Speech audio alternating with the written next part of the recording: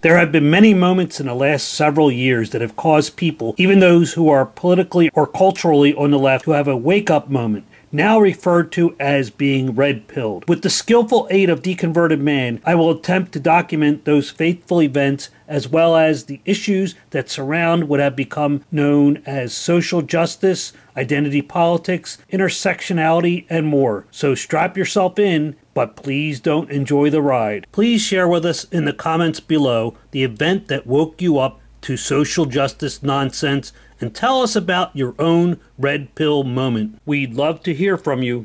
Julian Pridelian, probably mispronounced that name, in his blog writes about political correctness.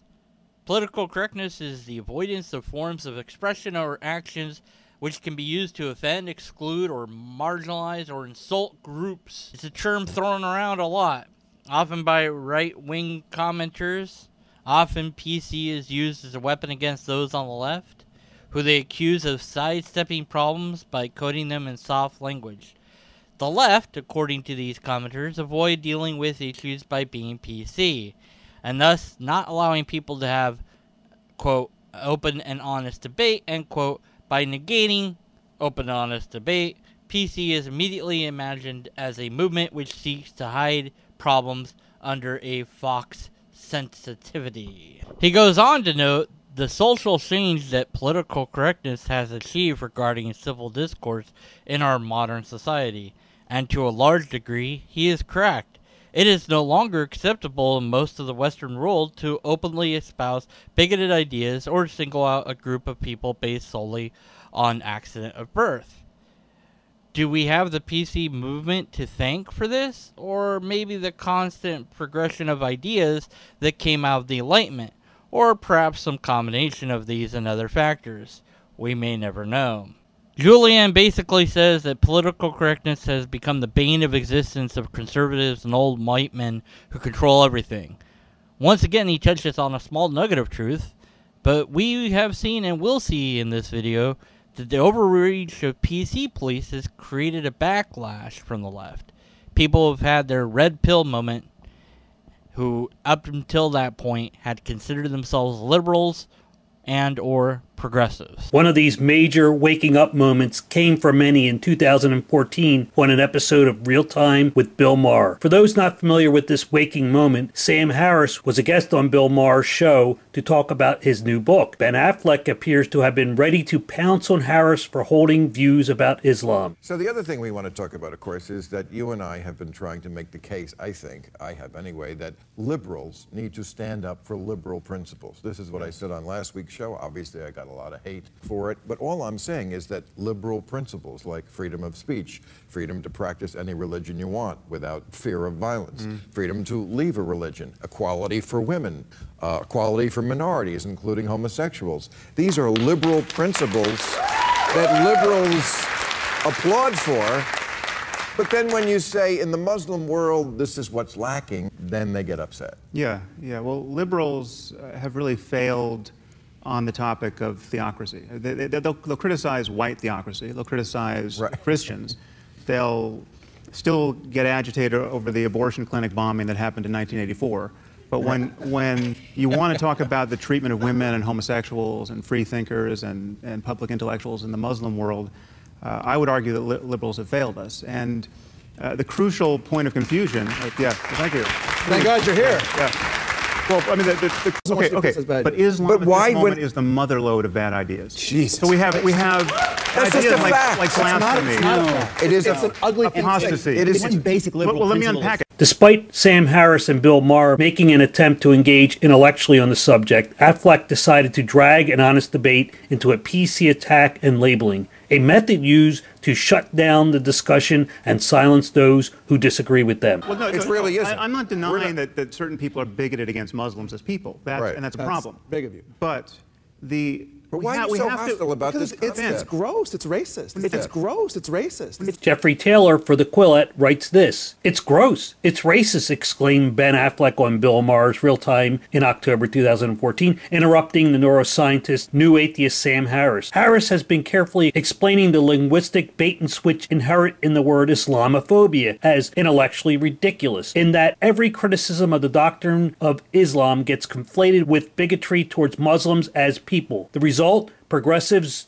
duped by the word shy away from criticizing the ideology of Islam, the tenets of which, including second-class status for women and tolerance towards sexual minorities, would, in any other context, surely elicit their condemnation. Unwittingly, Affleck had confirmed Harris's point, conflating religion with race. In doing so, the actor was espousing a position that can lead to a de facto racist conclusion. If you discount Islamic doctrine as the motivation for domestic violence, intolerance of sexual minorities in the Muslim world, you're left with at least one implicitly bigoted assumption: the people of the region must then be congenitally inclined to behave as they do. There was a disturbing irony in Affleck's outburst. Few public intellectuals have done as thorough a job as Harris at pointing out the fallacies and dangers of the supernatural dogmas of religion, for which far too many are willing to kill and die these days. But there's more. Yes, more. Microaggressions. They are the everyday verbal and nonverbal and environmental slights, snubs, or insults, whether intentional or not, that communicate hostile, derogatory, negative messages to the target persons based solely upon their marginalized group membership. This completely irrational and illogical idea poses many problems. First of which is that you can be guilty without even knowing that you're guilty. But it gets worse than that. The recipient doesn't even have to know that they're being targeted for you to be guilty. A classic example of this microaggressive behavior is asking somebody where they are from. Are you kidding me? Is this supposed to be an insult? When getting to know someone is quite possibly one of the very first questions you're bound to ask them. There's also this bizarre notion of cultural appropriation. The idea that the adoption of the elements of a minority culture by members of the dominant culture. Let's just skip to the absurd notion that anyone can determine their culture has been appropriated in an interconnected world. Of course, this whole thing is rooted in the postmodernist concept of imbalance of power. There's this new element of colonialism that is making its way into social justice warrior vocabulary, as if countries like the United States are currently sailing its navy around the world, colonizing poor, impoverished nations, only to steal their Halloween costumes. A professor at Yale, Erica Christakis, took some heat 3 years ago for the heinous act of having the temerity to tell students in an email that they had the right to choose whatever Halloween costume they wanted to wear. Well, shiver me timbers. She wrote the email in response to a directive from the Intercultural Affairs Committee at Yale that warned students that it would be insensitive to wear costumes that symbolize cultural appropriation or misrepresentation, or both, like feathered headdresses, turbans, war paint, blackface or redface, or costumes that made fun of people. The outrage and turmoil that ensued made it impossible for Christakis to continue lecturing at the university. It got worse. Her husband, Nicholas Christakis, was surrounded in a campus courtyard by shrill students bent on punishing him, talking disrespectfully to him, demanding an apology for the email, suggesting he resign, and commanding him to listen and not dare to interrupt a person of color. Other people have rights too, not just walk away. Walk away. It doesn't deserve to be listened to. Unsafe space here for all. do not. Stay quiet. For all Silliman students. You understand that? As your position as master, it is your job to create a place of comfort and home for the students that live in Silliman. You have not done that. By sending out that email, that goes against your position as master. Do you understand that? Then No, I don't agree with that. Then why the fuck did you accept the position? Because Who I have the a fuck hired you? I have a different You vision should than you. step down! If that is what you think about being a master, you should step down! It is not about creating an intellectual space! It is not! Do you understand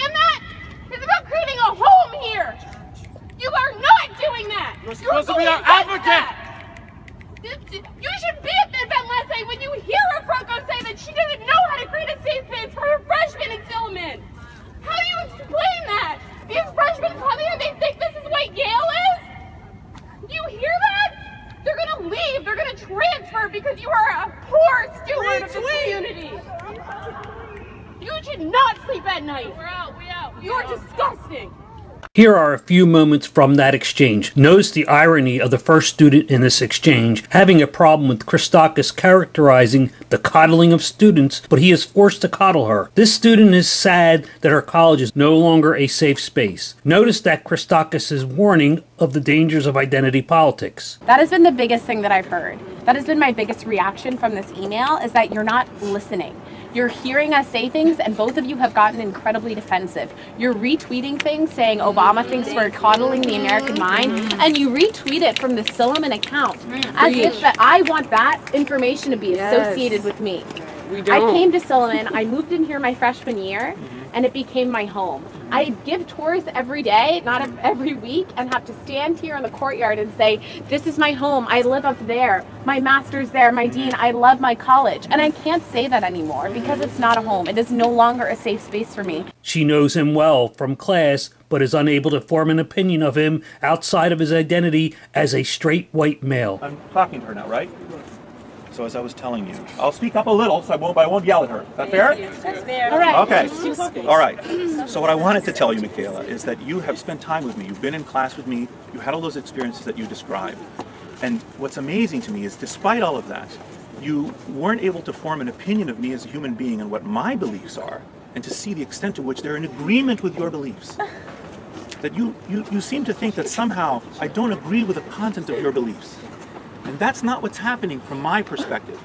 From my perspective. I don't see you as Can I say something? Can I just interject really quickly? The next student uses twisted logic to compel an apology from him, then act like coddled children when he attempts to explain what a genuine apology means. What I'm listening for, I've not yet heard. So I'm just asking, are you going to provide that or are you not going to provide that? I have to think about this idea for a moment. So The idea of apologizing. Yes, because let me ask you this. If I ask you to apologize right now for delaying me from all my other obligations to other students. Okay, my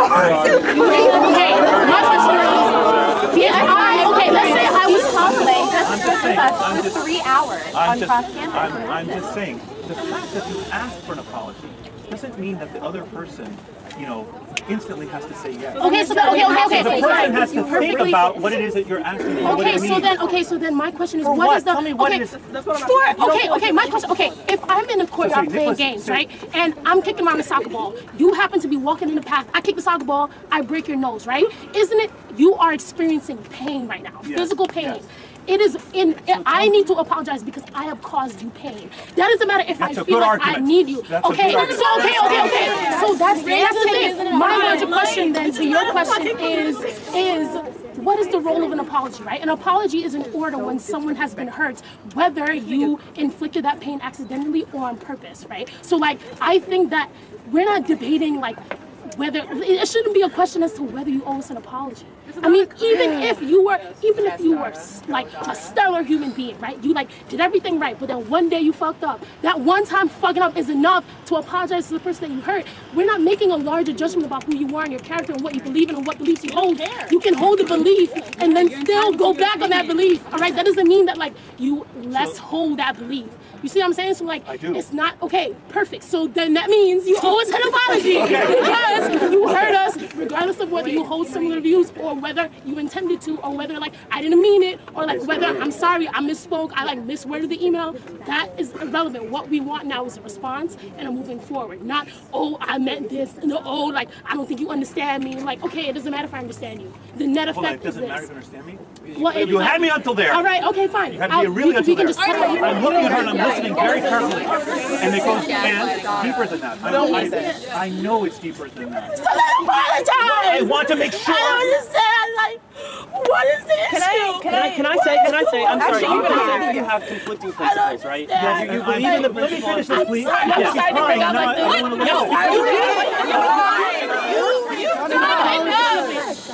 Look at the sorry to bring up like this, but the one principle that you have.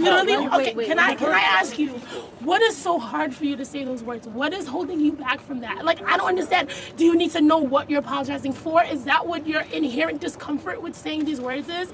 Is it that you're losing face? Is that you're losing ground? Is it that your authority is less than? So then I don't understand why we're still standing here and having this one-on-one conversation right now. I understand to the extent that I can some of the struggles that many of you have had. Do you though? Okay, let's. If it's then if I cannot, then I'll tell you.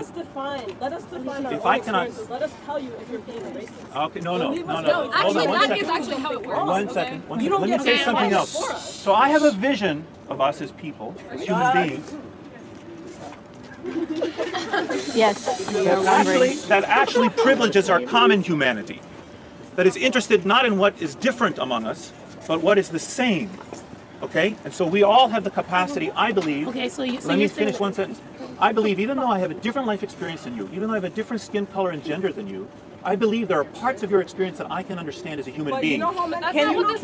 Hold on, one idea at a time. One idea at a time. But if you want to hear what I have to say, and you want to actually, act in a way that is like people who are interested in a conversation, then let me at least address as a human being one thing at a time. Don't act like a mob that's trying to get me to say different things.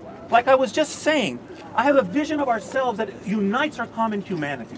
Okay? So I believe even though I'm not like you in the sense of my superficial appearance, that I can sit down and talk to you and understand your predicament. That I can listen to you. If that's not true, if you deny that, then what is the reason that you ask to be heard by me or anyone else? Because we're dying. Right now. Look at me. Yes. Look at me. Yes.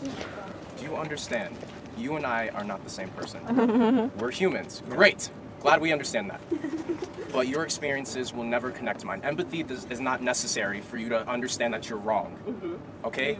Even if you don't feel what I feel ever, even if nobody's ever been racist to you, because they can't be racist to you, that doesn't mean that you can just act like you're not being racist. The next crybaby is butthurt because the professor of 500 students doesn't even know who she is. I said, You don't even I know who I agree, am. Jency, I agree. This is my home, and you came in here. You adapt to me. Do you understand that? Yes. You take care of me, and you haven't been doing that, and I've kept quiet. I'm your head aide, and you don't even know who I am. You never tried to know who I am. Your wife came in here this morning. She's never invited me anywhere, and she invited me today because she knew that she was in trouble. You need to understand your community, and you cannot come in here and change things. This has been our home. Do you understand that? Jency, I hear what you're saying, and I hear that our arrival... Then we move on to what is now the overused claim of creating violence through words. The next student shows nothing but contempt for Christakis, and he listens without interrupting, but the new power structure these identitarians want to replace the old one with is the new regime that would become the marginalized ruling class, who now get to speak down to those in power. They want to become the new colonialists. You even I've know who apologized she for is. causing pain. I was looking for the right words. You have created space for violence. I disagree with that. I disagree with that. You don't get a choice here. I disagree that I've fostered violence. I disagree with that statement. Can I just really quickly? Yes. What is your You name? don't need to bend down. I'm not bending. What's your name? I don't want to. I do not want to shake your hand. I do not want. I do not respect you.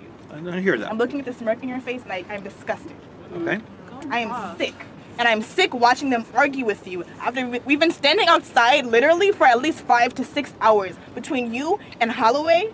Between last night to now, we've been arguing with people who are not willing to be listened to for a long time. And all I see from you is arrogance and ego. I am sick looking at you. I am disgusted watching Lex argue with you. You were not listening. You were disgusting. I don't think you understand that. And before I was not angry, per se. I was disappointed maybe. I thought maybe there was room for an apology. You've clearly told us that you do not plan to offer an apology for your words. You left the meeting last night to go home and then tweet, do not interrupt me, to tweet from your Twitter and then the Silliman's Twitter. You showed no remorse. I was not angry before, but now I am actually angry, sir. I really, do not interrupt me. I was not angry, and now I want your job to be taken from you. I don't want you to have this job. I am disgusted knowing that you work at Yale University, where I will get my degree, where I will look back and think I have to argue with you. All right, Don't, it's my turn now. It's my turn now. Don't do it. Don't do it, sir. Do not do it. This is not the day. You do not want to play this game with me. Do you see what I'm saying? You don't want to play this game with me.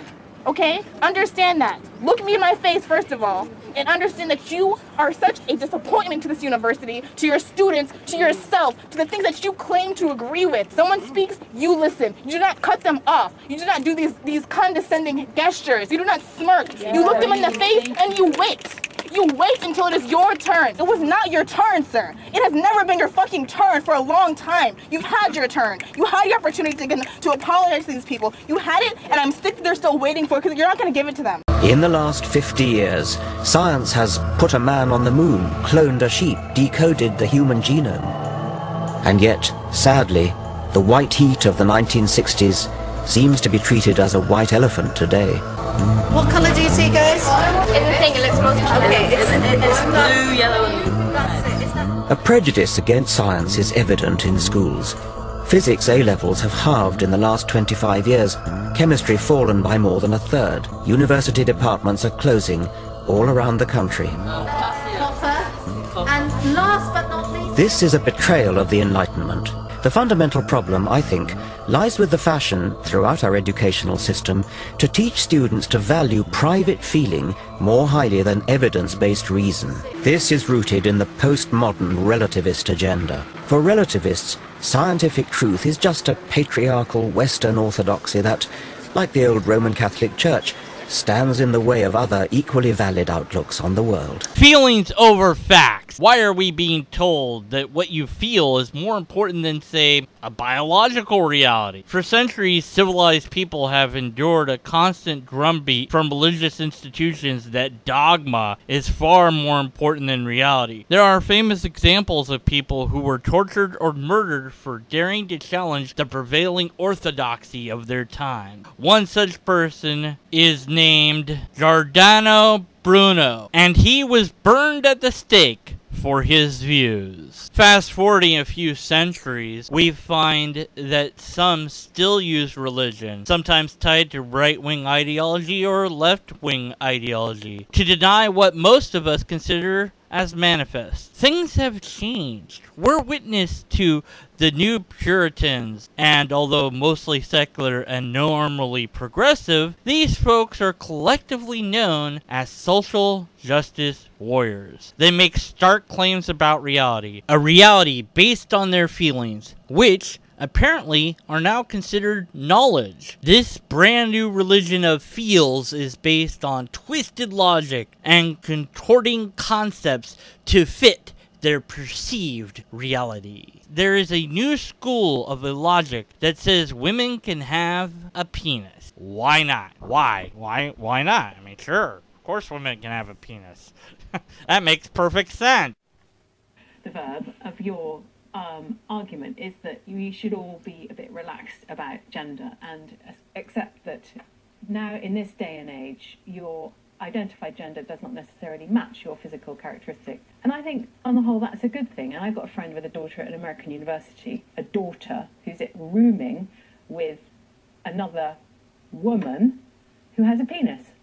And that is completely understood, that is fine. And he as a father finds that a bit strange, but this is where we are. This and other similar subjects have been covered extensively, and I won't go into depth here. But one significant byproduct of this new religion is that now free speech is being conflated with hate speech. One of the weapons used to silence heretics and those daring to voice opinions that the SJWs consider wrongthink is the use of deplatforming, or sometimes referred to as disinviting. The foes of free thought and guaranteed speech have shifted into high gear, getting conservatives and the far right talks canceled. Ironically, they have also fought to shut out voices who are on the liberal or progressive side of the issues. Such noted targets are Ayaan Hirsi Ali, Bill Maher, and the great atheist thinker himself, Richard Dawkins. He has been disinvited twice in the last 2 years. The most recent was a cancellation last year. KPFA at Berkeley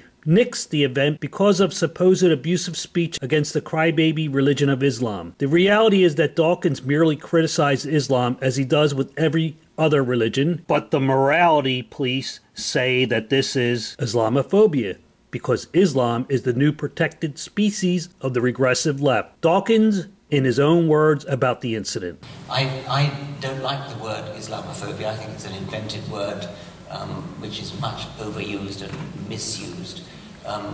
What I'm phobic about is beheading people, killing apostates, cutting off the clitorises of small girls, setting young women on fire because of the that they want to marry somebody who's not their cousin. That's what I'm phobic about. If you want to call that Islamophobia, you can do so. So I don't think the word is a useful one. And I agree with you that although most religions, if not all religions, have evil aspects to them, some are worse than others. You can't say they're all equally bad. And I think you'd have to look hard to find one that was worse than Islam. Right now or always? Oh, well, in the past, Christianity was just as bad, but we're talking about now. And those people who say, oh, well, Christianity is just as bad, look at the witch hunts of Salem and look at the Crusades and things. That was a long time ago. It makes a difference. Yes, I often say, well, if I was alive during the Crusades, I would be criticising Christianity. Yeah. On one hand, we can be a bit fed up with people on college campuses uninviting Ayaan Hirsi Ali from speaking. Or me, for that matter. Have you been uninvited? Are you an Islamophobe? I was uninvited, and then 3 weeks later, I was, with an apology, re-invited again. Specifically on the right side of the aisle. And that's certainly crazy, but there's also a crazy phenomenon happening on the left, especially in our college campuses. You mentioned it a little bit earlier today, the political correctness, but I'm wondering what your thoughts as to why that's occurring on colleges, on college campuses, this political correctness, SJW, safe spaces phenomenon. Yes, I was on the faculty in Berkeley in the late 1960s, which was shortly after the free speech movement. So Berkeley was the home of the free speech movement on campuses. And Berkeley now is betraying the free speech movement by denying a voice to people because they are likely to give offense to people on campus. The moment somebody like Ayaan Hirsi Ali is invited to give a speech, the Islamic Society in the university, this happened in Brandeis, for example, will complain, and immediately their complaint is upheld, and she gets disinvited. This pathetic eagerness not to offend anybody, particularly not to offend Muslims, but not to offend anybody, and thus you get these ridiculous so-called safe spaces. Play-Doh.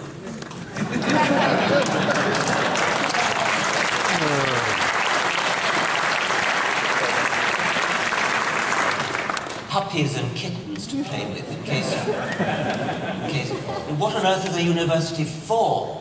Other than to be challenged, other than to be invited to think for yourself. What is postmodernism? This relativism is manifested in the postmodern left, mainly in identity politics, where a person's identity is, whether it's sexual or transgender or about gay marriage or whatever the issue is, it is thoroughly the property of the individual, and only they have a right to say who they are, and you, though, this is where the issue of equality comes in. I mean, everybody else must conform to that individual point of view. So on the one hand, it's radically individualistic. That's what makes it, that's postmodern. But on the other hand, it's the old New Left agenda, which is radical egalitarianism, that's defining this new radical individualism as a new kind of equality. So if I don't conform or agree to a person's belief that same-sex marriage is the same thing as traditional marriage, or if I don't believe and accept, I don't mean tolerate, I mean accept the fact that a man who thinks he's a woman, a transgender man is a woman, I am now out of step with the new morality. And I don't just offend that one person's basic rights according to them, I'm also somehow denying that class of people their equality. That in a nutshell is the postmodern left. It's very slippery, it's very confusing. And for conservatives who were raised in the natural law tradition, or even just the old-fashioned progressivism, all the categories of individual versus society, authority versus freedom, is turned completely inside out. And if you don't know what it is that they're doing and saying, it's so easy to get confused. And if you get confused, next thing you know, you're using their language. For example, it's about civil rights, it's about discrimination. It's about their rights, and you are denying them their rights, and you have no right to your opinion. And so tolerance becomes really a gateway for intolerance, because if you don't accept their point of view in the public square, you're the one that's intolerant, and they have a right to be intolerant towards you. And it's this kind of confusing situation, which I think, although philosophically is incoherent, but politically it is powerful because it's slippery. You can adapt it to anything, and also it's based upon a fraudulent claim. The fraudulent claim is that really they're just making a relativistic position. You know, all morality is gone. You know, my morality is good as yours, but that's not what they really are arguing. They're saying my morality is right and yours is wrong. Mine's normal now and yours is abnormal. So it's based upon a fraud, the fraudulent claim. But in the popular culture, that fraudulent claim is completely missing. It's not seen. It's not known. And that's why I wrote the book. The Closing of the Liberal Mind was to expose this fraud. That's enlightening. But what does Jordan Peterson have to say about postmodernism? You see, the postmodernists completely reject the structure of Western civilization. And I mean completely. So I can give you an example in one term. Jacques Derrida, who's head trickster for the postmodernist movement, regarded Western culture, let's call it the patriarchy, as phallogocentric. Okay, so phallo comes from phallus, P-H-A-L-L-O. And so that's the insistence that what you see in Western culture is the consequence of a male-dominated, oppressive, self-serving society. And we might say, well, you know, societies do tend to be self-serving and people in power do tend to act in their best interests, but a tendency is not an absolute, and that's one of the things that needs to be considered continually. There are no shortage of flaws in the manner in which we've structured our society. And compared to any hypothetical utopia, it's an absolutely dismal wreck. But compared to the rest of the world and the plight of other societies throughout the history of mankind, we're doing pretty damn well, and we should be happy to be living in the society that we're living in. So the first thing that you might want to note about postmodernism is that it doesn't have a shred of gratitude. And there's something pathologically wrong with a person who doesn't have any gratitude, especially when they live in what so far is the best of all possible worlds. And so if you're not grateful, you're driven by resentment. And resentment is about the worst emotion that you can possibly experience apart from arrogance. Resentment, arrogance, and deceit. There's an evil triad for you. And if you're bitter about everything that's happening around you, despite the fact that you're bathed in wealth, then there's something absolutely wrong with you. So you have to educate yourself about postmodernism. Okay, so here's what the postmodernists believe. They don't believe in the individual. That's the logos part. Western culture is phallogocentric. Logo is logos. That's partly the Christian word, but it's also partly the root word of logic, okay? They don't believe in logic. They believe that logic is part of the process by which the patriarchal institutions of the West continue to dominate and to justify their dominance. They don't believe in dialogue. The root word of dialogue is logos again. They don't believe that people of goodwill can come to consensus through the exchange of ideas.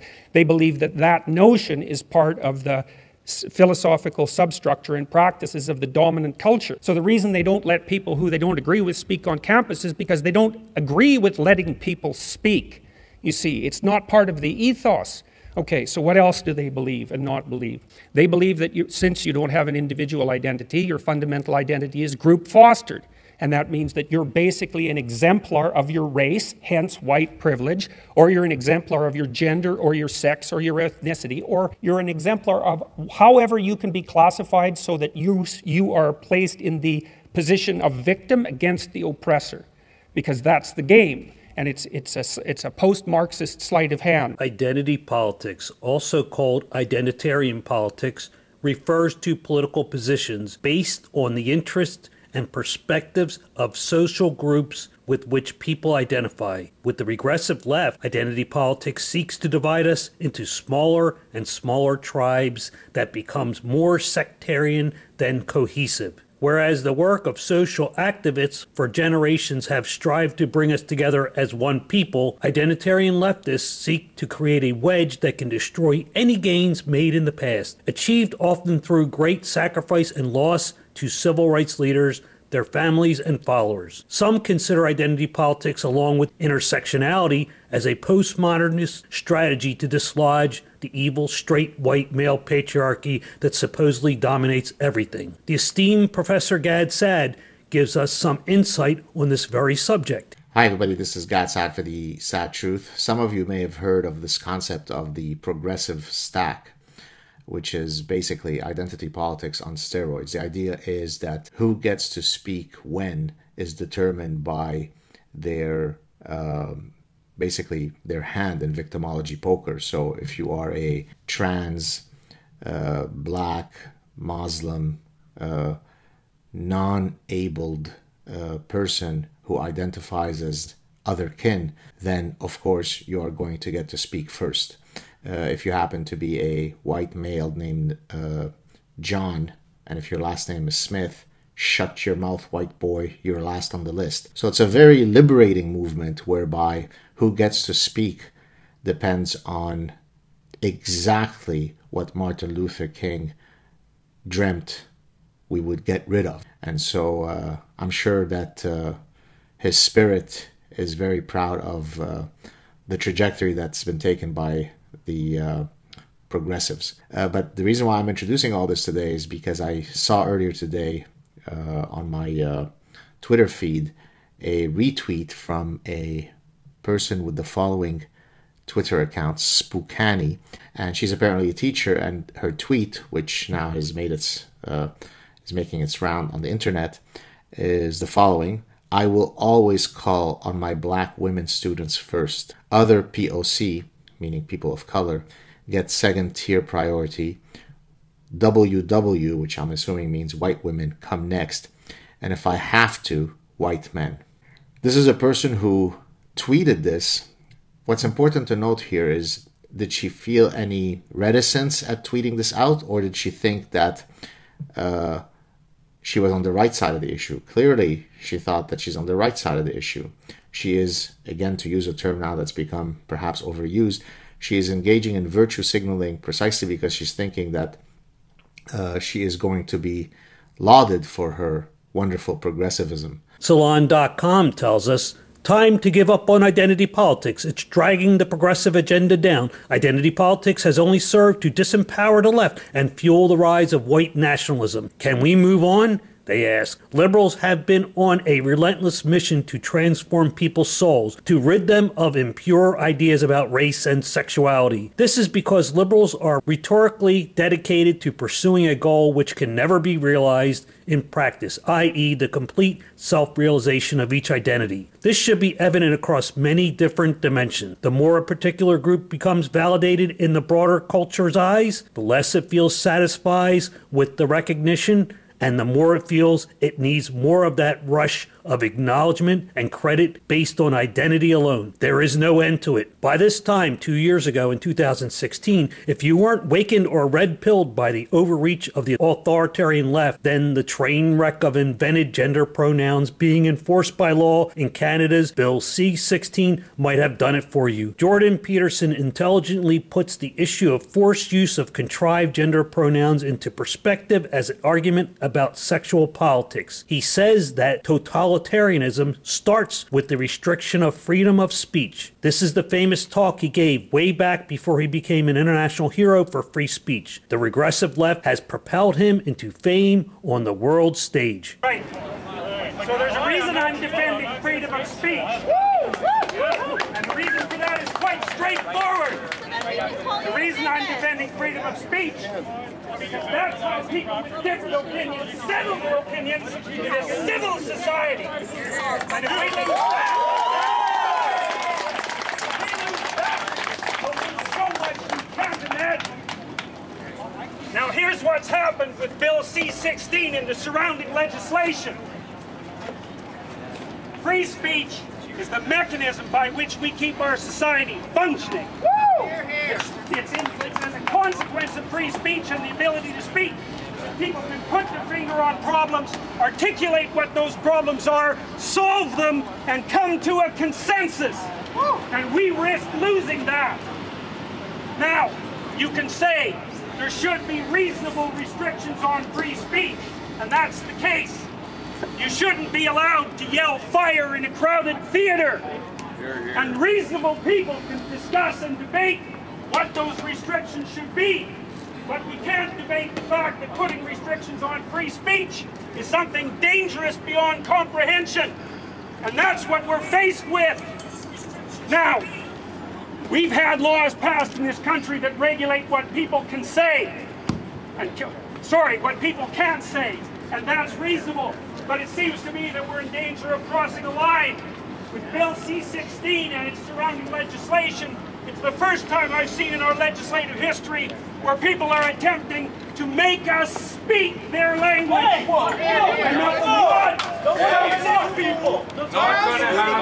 that's not something that I'm willing to do.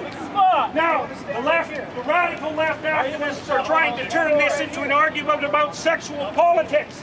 And it's only nominally about sexual politics. It's about language that's designed to control our freedom of expression. I've received many letters and many comments from friends of mine and colleagues who've been criticizing everything I say. No wonder. I don't speak perfectly. My arguments aren't perfectly formulated. Neither are anyone else's. And we have to be able to say what we have to say badly, or we won't be able to think at all. And I know where that leads. I've studied totalitarianism for 4 decades, and I know how it starts. It starts with the restriction of freedom of speech.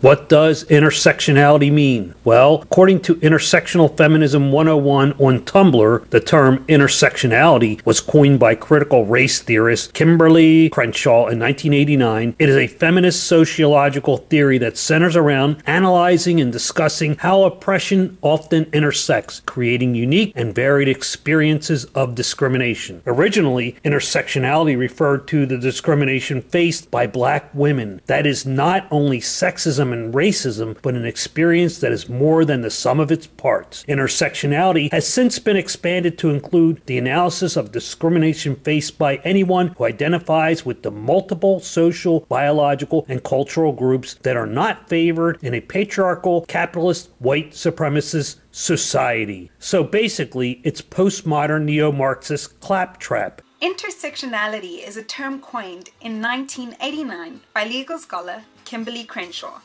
Basically, it is a way of looking at the way that different types of oppression overlap, or you could say intersect. In her own words, we experience life, sometimes discrimination, sometimes benefits, based on a number of different identities that we have. In other words, we all have different aspects of ourselves that make up our complete identity. Age, gender, race, sexual orientation, ability, and so much more. They all contribute to who we are as people. They also contribute to how society views us and treats us. And whether you are in a position of oppression or privilege is dependent on these identities. And not only that, you can actually simultaneously be in a position of oppression and privilege depending on which identities you embody. You may be asking yourself, why is this important? Why is it even relevant? I mean, we are all human beings, right? Why? Yes, we're all human beings, and it doesn't take an Einstein to see that there are different types all over the globe. There is a close relation to identity politics in that intersectional theories are attempting to label and brand people as being this or that race or sex or religion, rather than things that have nothing to do with the accident of birth. Do you want to be identified as a disabled black feminist transgendered female, or maybe be known for your accomplishments? I realize you can do both, but the starting point for me is what kind of person you are. If you were to label me as being in the secular tribe, that's all good and fine. But I know, just like every other type of person out there you can affix a label to, there are some real jerk-offs in my tribe, in the atheist world. Just look at PZ Myers. So right out of the gate, good old PZ is getting no extra points from me for being in my tribe. Intersectionality. You just can't create a better segue into the next chapter of Waking Up and the Red Pill. Take Ayaan Hirsi Ali, a black female ex-Muslim who escaped a true patriarchy to find freedom in the civilized West. But at what cost did that freedom come? Her life under fatwa means that she will have to fear being murdered her entire life. And why is that? Because of the religion of peace. You guessed it, Islam, being the most feminist religion there is. Well, not Islam, but Muslims are intent on cutting her down. Literally, for being a what? For apostasy? Yes. It is a crime in most of the Muslim-dominated world for merely leaving your religion of peace. But what is the penalty for apostasy? What is the penalty for leaving the Muslim faith? To be honest, I cannot back that point up. Dr. Mukadam, what is the penalty for apostasy? Before we keep coming down this apostasy. Give us a quick answer on what is the penalty for apostasy. Then we'll come and do it. You very well know, if it's an Islamic country, then the Sharia is very clear. Apostrophe is dealt with the death penalty. Thank you. That's all I want to hear.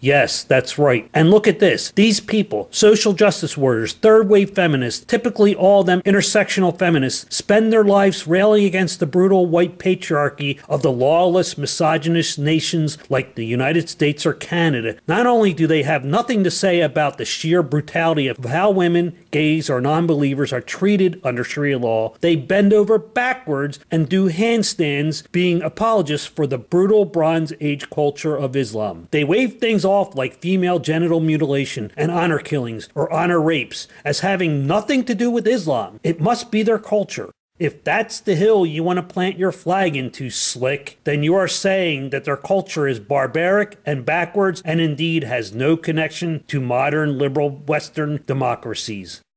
In Muslim lands, except for a very lucky few, most women are denied education, have no jobs, are forced into marriage with strangers.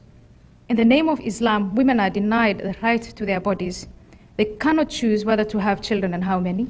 They have no right to abortion, and most of them, many of them, die trying to get one. They can own no property, trade or travel without risk of robbery or rape. Most women and men live in state and religious censorship on what to read, if they can read at all, what films to watch, and they have hardly any museums or art they can enjoy. Of the 57 Muslim nations who are members of the Organization of Muslim Conference, only 2 are democracies. Both are frail and corrupt, and both face the risk of being overtaken by the agents of pure Islam. In none of these countries, except for the usual showpieces to delude the West, are women allowed to establish their own political parties or play any meaningful role in one, vote, or run for office. This obsession with subjugating women is one of the things that makes Islam so low. And the agents of Islam, from Riyadh to Tehran, from Islamabad to Cairo, know that any improvement in the lives of women will lead to the demise of Islam and the disappearance of their power base. And this is why they're so desperate to cage in women. This is also why they hate the West, among other things. Please don't be fooled by the few shrill voices in or out of the veil that enjoy the status quo and betray their fellow women. If we do not understand the difference between Islam and the West, why one is so great and the other so low, and we don't fight back and win this battle of ideas in order to preserve civilization, in my view, there's no point to your profession or mine. Why Ayaan Hirsi Ali's criticism of Islam angers Western liberals. She courageously battles the left's comfortable narrative of the Muslim world. Written by Jeff Robbins in The Observer. He writes, with an estimated 140 million girls and women throughout the world subjected to genital mutilation, with thousands murdered each year in so-called honor killings, and untold millions forced to marry against their will, one would suppose that Miss Hirsi Ali, the world's preeminent critic of these practices and advocate on behalf of their victims, would be universally hailed by those who style themselves as progressives. Since Miss Hirsi Ali's advocacy for women has meant that she has lived under death threats for over a decade, one would be the more justified in imagining that she would be regarded as a hero by progressives everywhere. But despite a body of work as a parliamentarian, a writer, and as head of a foundation that is devoted to the protection of women and has earned her recognition by Time magazine as one of the 100 most important people on the planet, Miss Hirsi Ali finds herself the object of vitriol by some on the left who cannot bear her for this reason. She is critical of Islam and what she sees in the Muslim world as not only an indulgence in violence but a practice of justifying it. Miss Hersey Ali says unapologetically that in Islam there exists a culture of misogyny that needs to be addressed quickly and frankly, and we must not censor ourselves. And just like her fellow atheist Richard Dawkins, Ayaan Hirsi Ali has been deplatformed for having an unpopular viewpoint with the regressive left. The real wake-up call to many was the inclusion of Ayaan Hirsi Ali and Majid Nawaz on the Southern Poverty Law Center's list of anti-Muslim extremists. It should escape no one's notice that these two are tireless in their fight to reform Islam. But this is what happens to people that attempt to improve the lives of millions. If what you're saying is unpopular with the regressive left, then you are an enemy that must be taken down. So, maybe we haven't hit your G-spot yet. As we move closer to the present, more of you are bound to spot that magic moment when you realize that some on the control left are insane.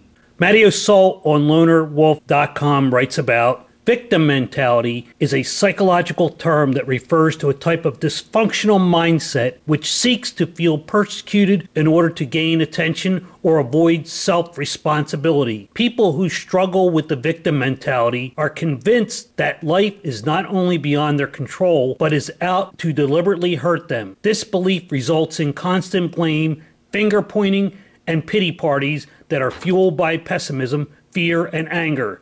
Simply put, having a victim mentality means that you blame other people and circumstances for the unhappiness you feel. He talks of some of the perks or benefits that come with playing the victim. Not having to take responsibility for anything. Other people lavishing you with attention. Other people feeling sorry for you. Other people are less likely to criticize or upset you.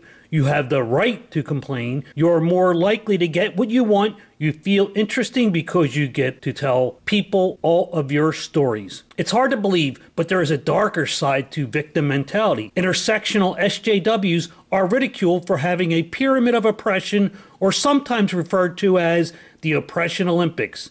Wikipedia pretty much hits the nail on the head with this.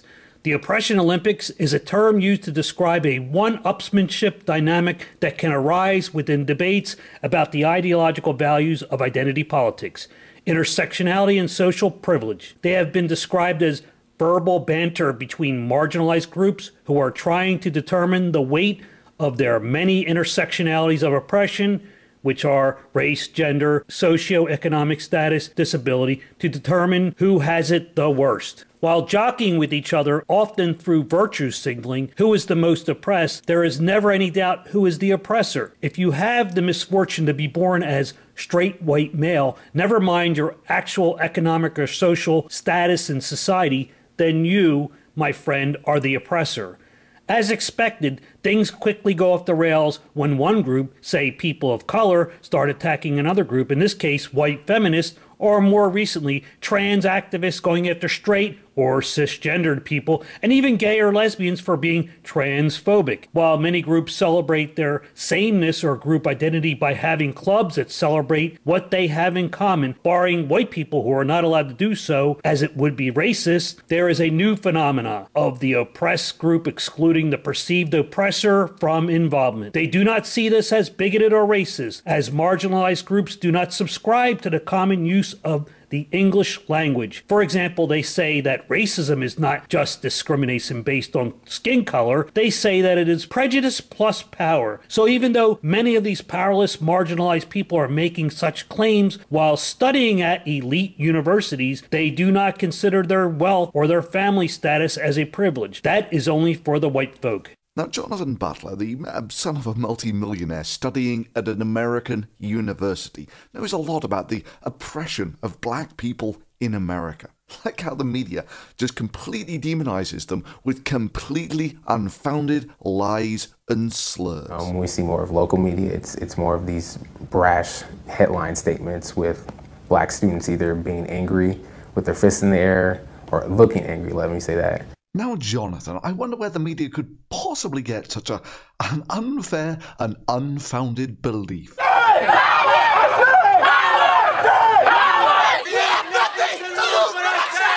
our duty to fight for our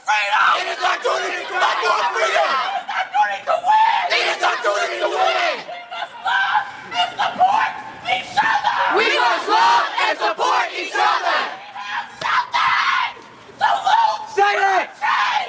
So maybe, just maybe, there is a hint of redemption for American universities after all. Please, everyone knows 20th century colleges were basically expensive daycare centers.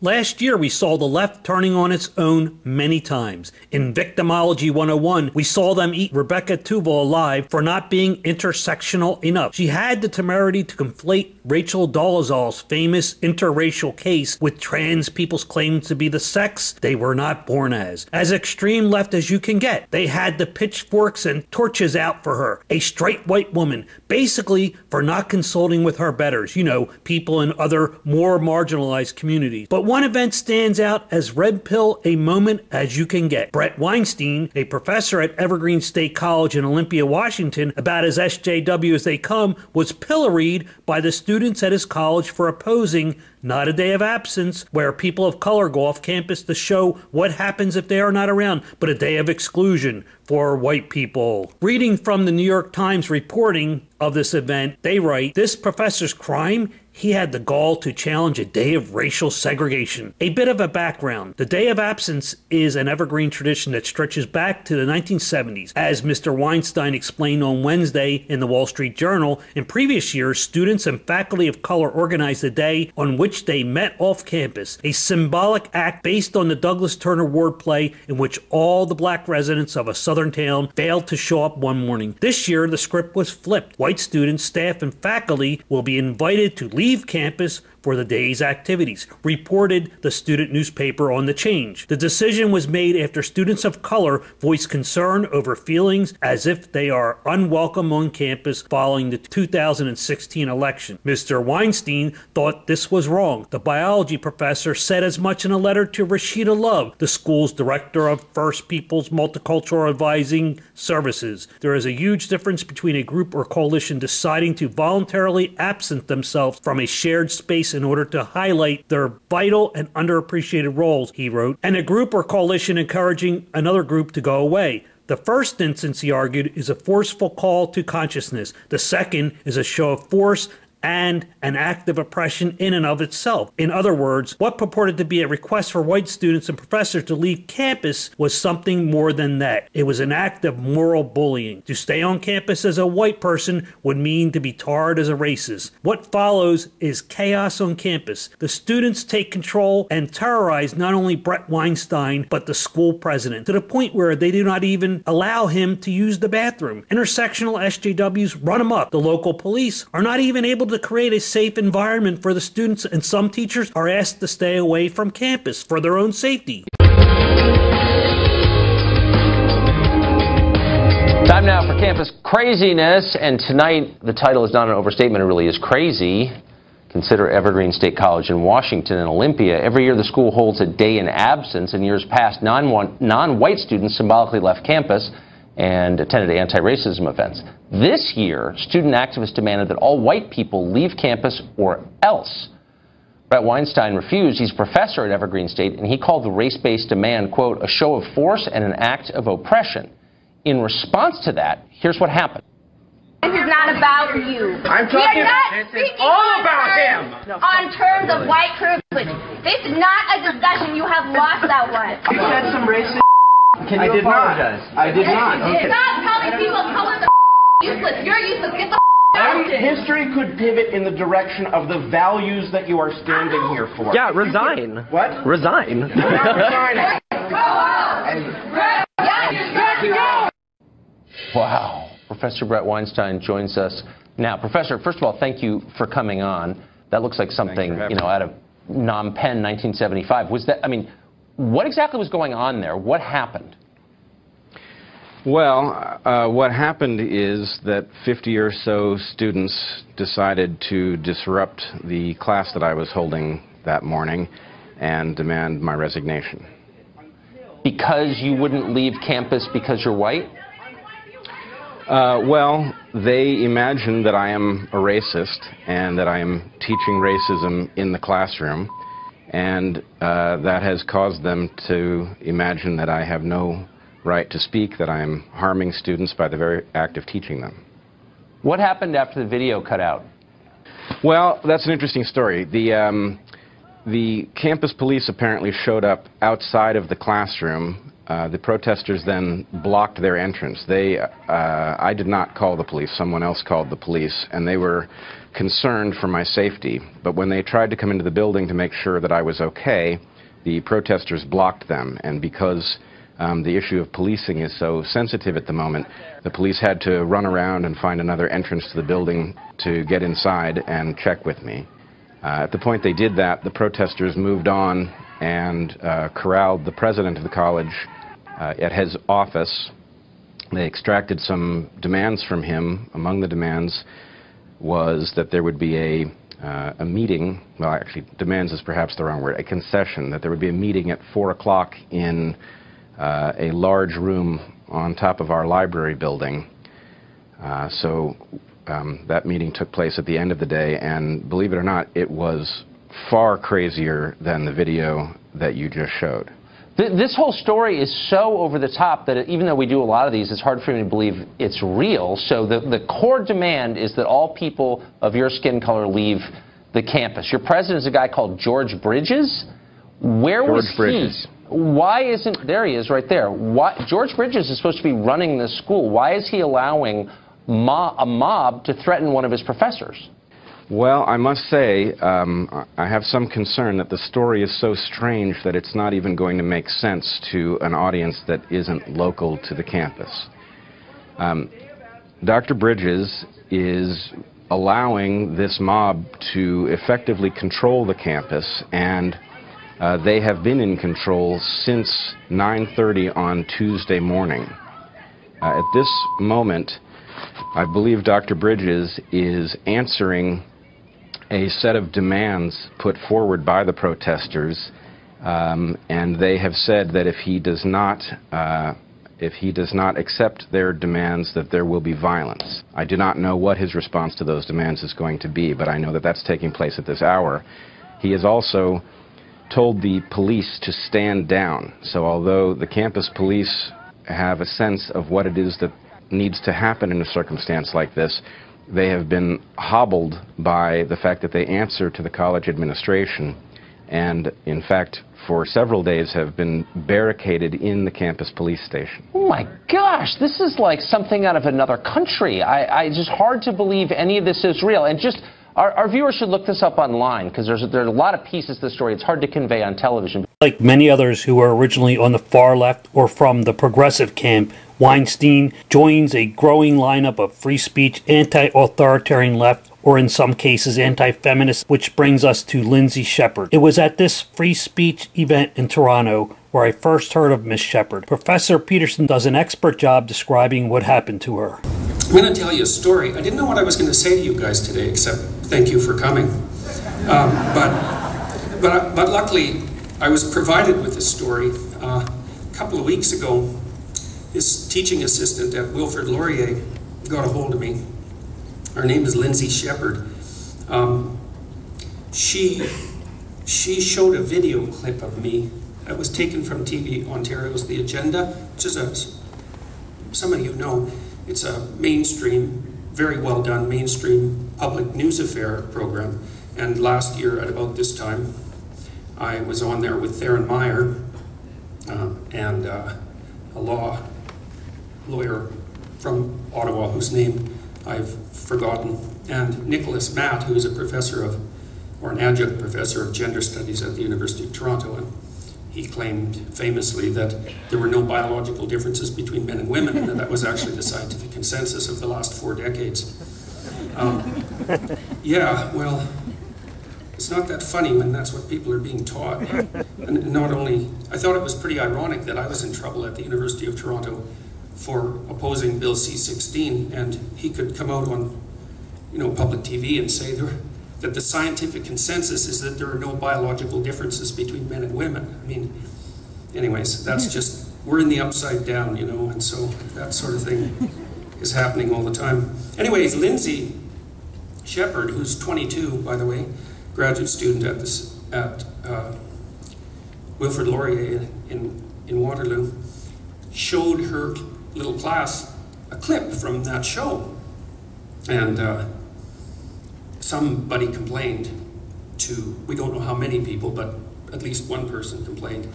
And she was then drawn into a, I don't know what you'd call it exactly, a tribunal, I guess. And they disciplined her for showing this video, and they told her that she, merely by, I'm reading this from Christy Blatchford's excellent column today in the National Post, yesterday in the National Post.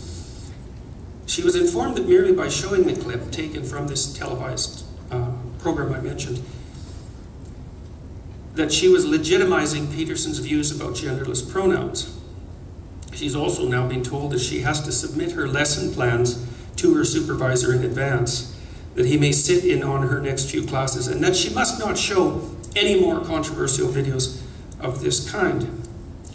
Her supervising professor, whose name I won't mention, this is something to really pay attention to, told her that by showing the video to her Canadian Communication in Context class, it was basically like neutrally playing a speech by Hitler.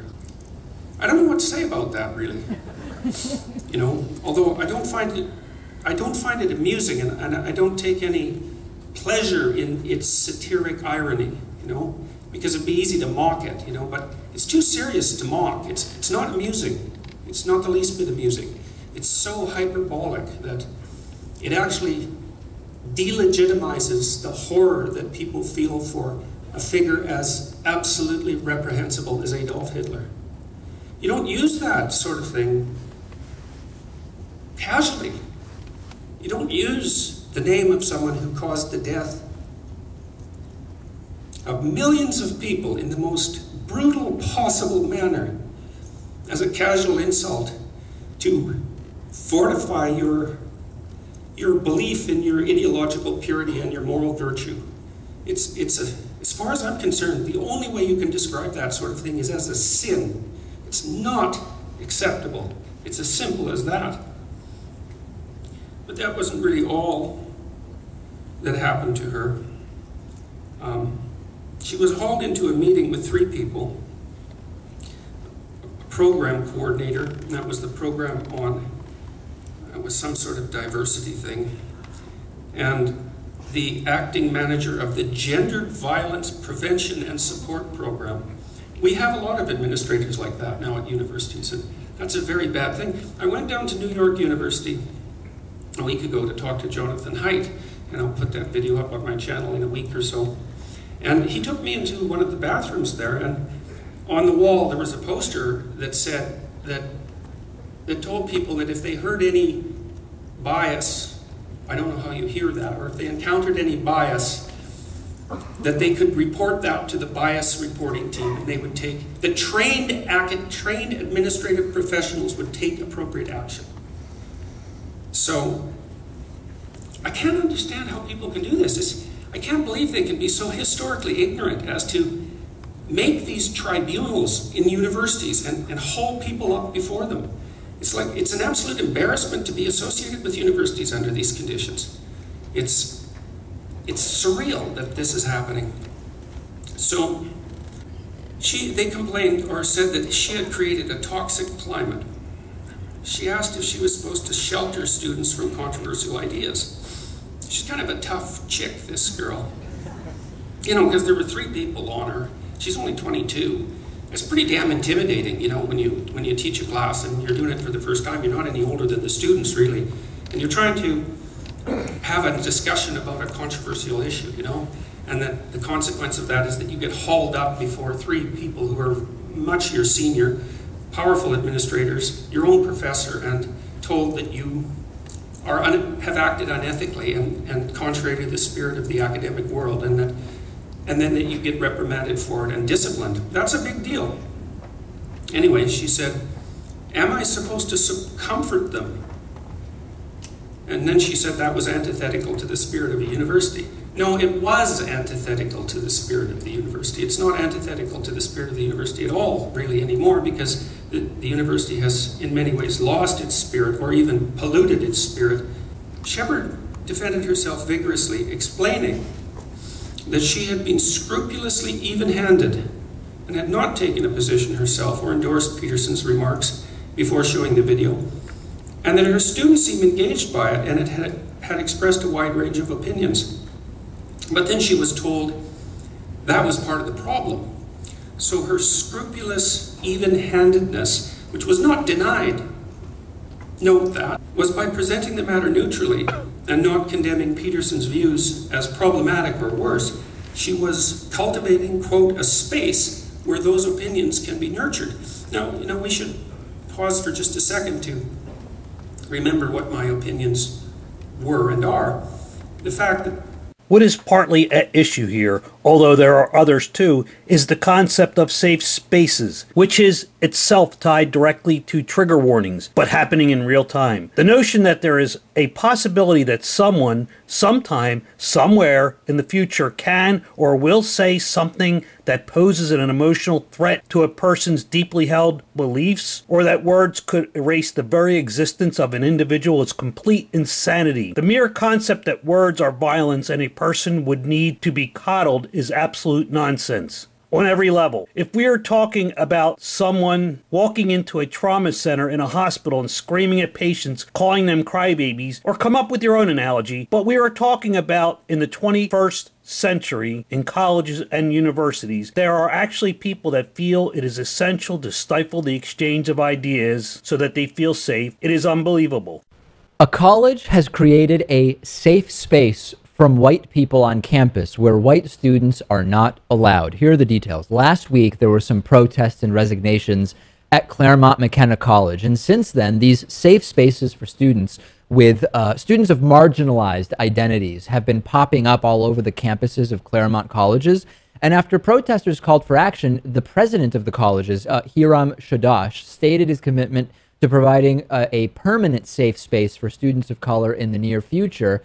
And until that time, until that happens, students of Claremont McKenna College have dedicated part of their office as a safe space for these students. The group Associated Students of Claremont McKenna College have dedicated part of their office as a temporary space. Last week, the Motley Coffee House at Scripps College put out a statement on its official Facebook page saying the Motley Sitting Room will be open tonight from 6 to 10 only for people of color and allies that they invite. Please feel free to come and use the space for whatever you need, blah, blah, blah, blah, blah. In response to this racially segregated safe space, 2 CMC students issued statements of concern saying, we're in agreement with everyone's right to associate or not associate with whomever they choose, but we object to institution-sanctioned physical safe spaces whose purpose is to discriminate based on racial or sexual identities.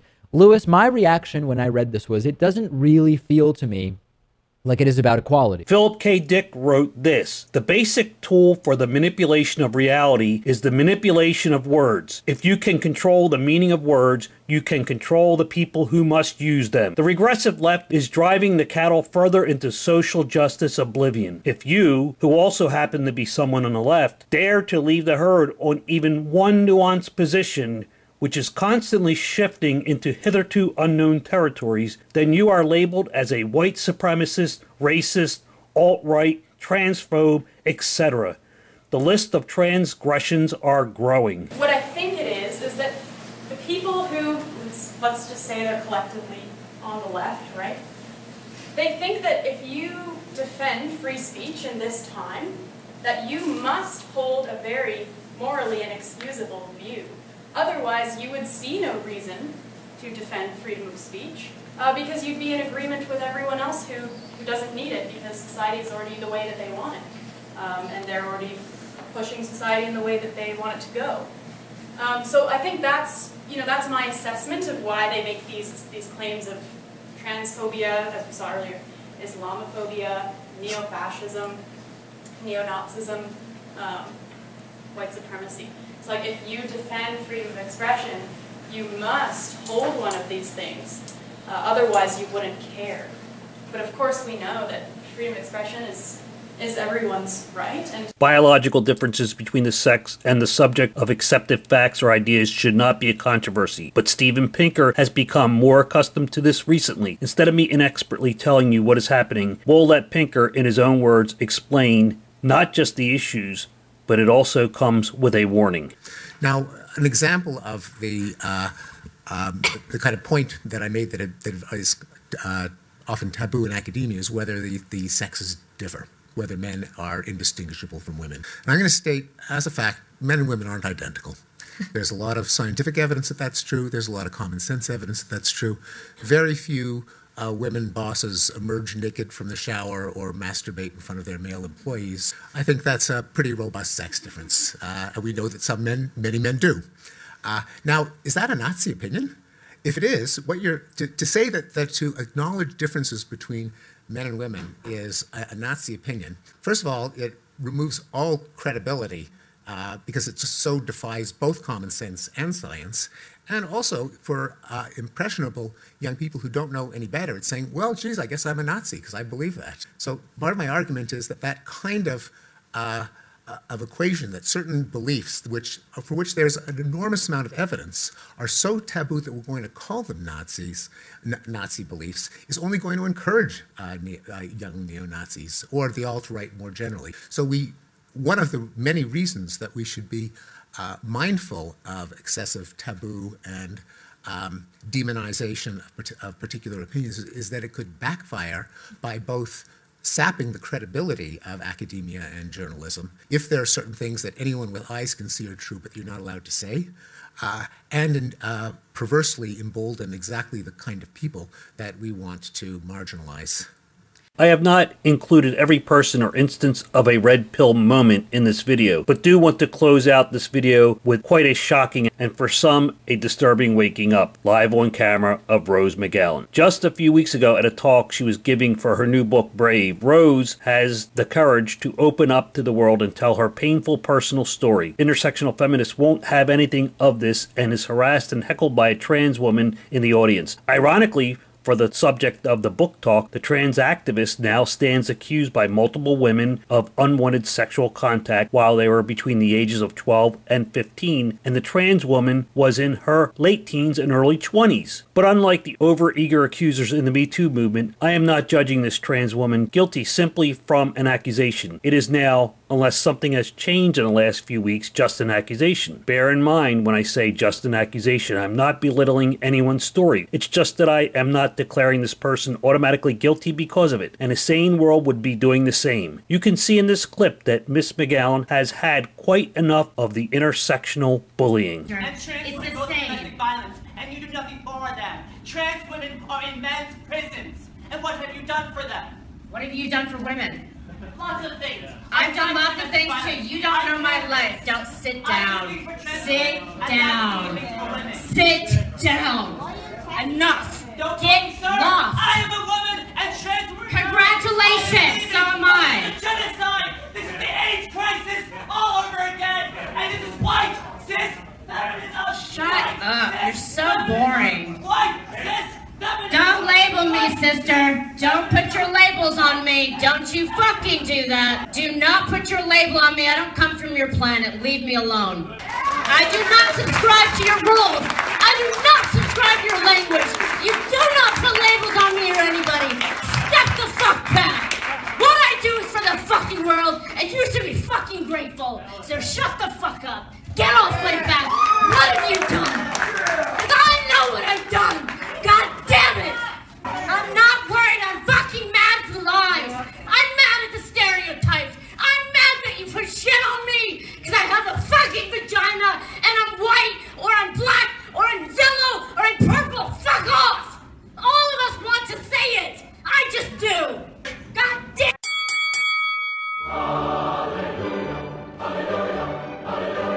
As I mentioned at the beginning of this video, if you had a red pill moment or waking up included here or something different, please discuss in the comments below. I'd love to hear from you. If you have been watching my videos, you are likely very aware that I consider myself as leaning towards the left. All the more reason to point out the insanity and excesses of people that I feel have lost control of reality. Are they just brainwashed into having extreme views of the world? Is it social pressure at the workplace or at university? Quite probably. But one thing is clear. The more we head down a path of false reality, the world will become a lesser place to live in. Thank you for watching and supporting this channel. Goodbye.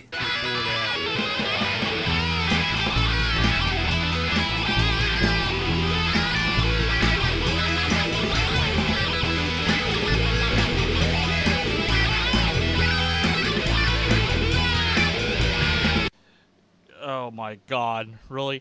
Gordetto